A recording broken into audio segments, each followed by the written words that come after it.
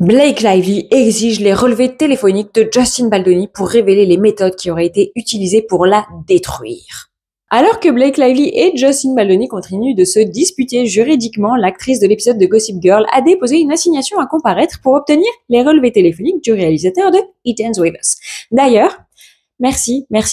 Vous avez été nombreux à vous abonner à ma newsletter dont le lien est dans ma bio pour avoir la chronologie traduite en français et les preuves, les screenshots des échanges, etc. Et merci car ça m'a littéralement pris entre 3 et 4 jours de boulot. Alors, merci.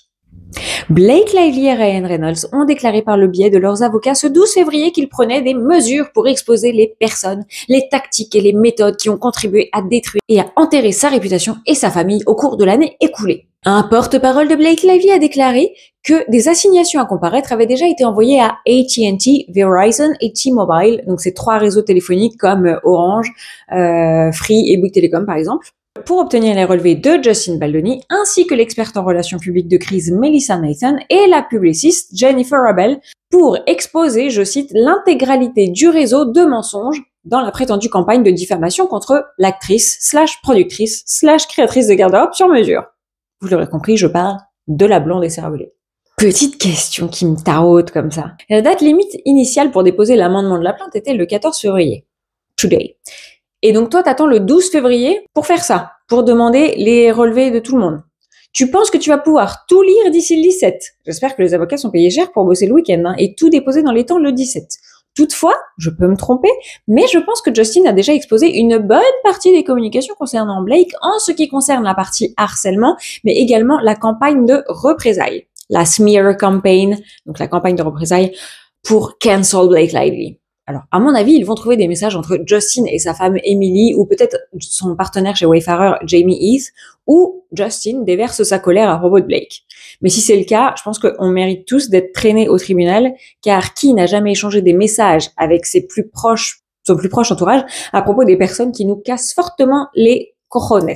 Je me pose aussi la question, est-ce que Justin est capable d'être en colère? Parce que même dans son podcast, le mec, il est posé. Il est triste, mais il est posé. Évidemment, il va pas commettre un faux pas maintenant, mais l'écouter me donnait envie de m'intéresser à sa foi et à sa religion, car tout me semble very peace and love, et je pense que j'en aurais bien besoin parfois.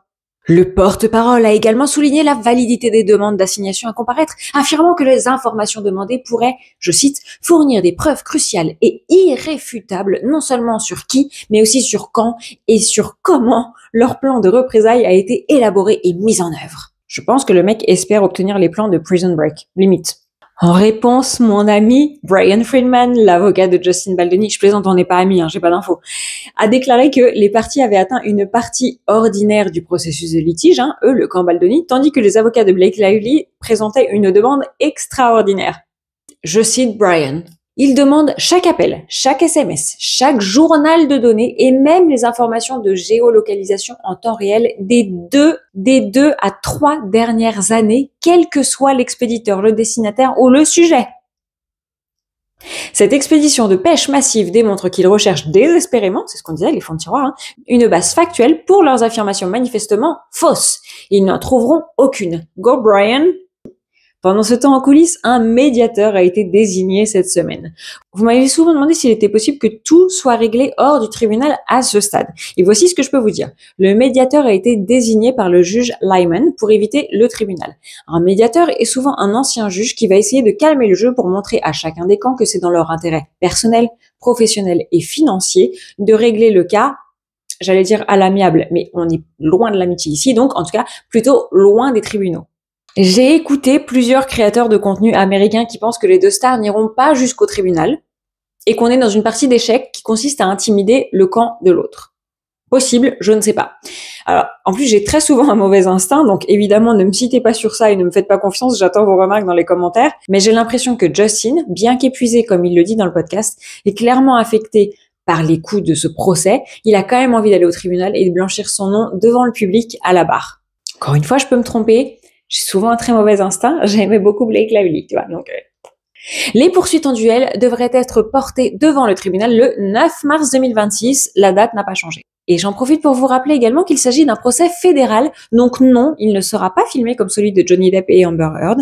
Est-ce que je vais suivre les correspondants américains pour tout vous retranscrire en direct à ce moment-là? Bien évidemment. Est-ce que je suis en train de faire mon maximum pour essayer d'avoir une petite place au sein du tribunal en tant que Antoinette? Nobody. Oui, je le fais aussi. Voilà. On tente tout. Qui ne tente rien à rien. Mon autre remarque qui me semble très importante, c'est que depuis le début du procès, ça a été œil pour œil, dent pour dent. Je m'explique. Blake dépose un procès. Baldoni répond en déposant son procès. Blake demande l'annulation des poursuites par Baldoni. Baldoni demande l'annulation des poursuites par Blake. Voyez où je veux en venir? Est-ce que Brian Friedman s'apprête aussi à exiger l'intégralité des messages, appels, coordonnées GPS de Blake, Ryan et toutes les parties impliquées, dont Taylor Swift? Ou alors est-ce qu'elle va shake it off, oh. Parce que c'est vrai, qu'elle le veuille ou non, Taylor Swift fait partie intégrante de la saga It Ends With Us. Et oui, quand je parle de la saga, c'est toute la telenovela qui se déroule après le film, en dehors du film. Parce qu'en effet, son ancienne meilleure amie a été filmée, donc je parle de Blake, elle a été filmée en train de dire que Taylor faisait partie intégrante du processus de réalisation du film et qu'elle l'avait accompagnée à chaque étape. Every step of the way. Encore une fois, c'est une théorie d'Antoinette. Je ne sais absolument pas si on va demander à Taylor Swift de donner son téléphone et d'avoir accès à tous ses SMS, géolocalisation, etc., etc. Bref, j'aimerais vraiment savoir ce que vous en pensez. Est-ce que Friedman va encore jouer à son petit jeu préféré, œil pour œil, dent pour dent? Ou plutôt, No Teeth, avec la princesse Plantation. Oh, ça va, si on peut plus faire des blagues aussi. Ou est-ce qu'il n'en a même pas besoin? Est-ce qu'il va juste se contenter de son appel subtil à Taylor Swift pour potentiellement obtenir une déclaration sur l'honneur pour éviter une prise de déposition officielle et potentiellement un tribunal? Je ne sais pas, dites-moi ce que vous en pensez dans les commentaires. Je trouve que cette saga ne se termine jamais. Je suis ravie de vous rapporter des faits tous les jours parce que ça me fait plaisir de tout vous dire. J'ai l'impression que cette saga ne se terminera vraiment jamais. Je trouve que It Ends With Us, c'était le titre parfait. Je suis ravie de vous retrouver quasiment quotidiennement pour vous faire part des nouveautés sur ce procès parce que des nouveautés, il y en a tous les jours. Oui. Est-ce que moi je suis disponible tous les jours? Non. Mais je fais toujours mon maximum pour rattraper les informations.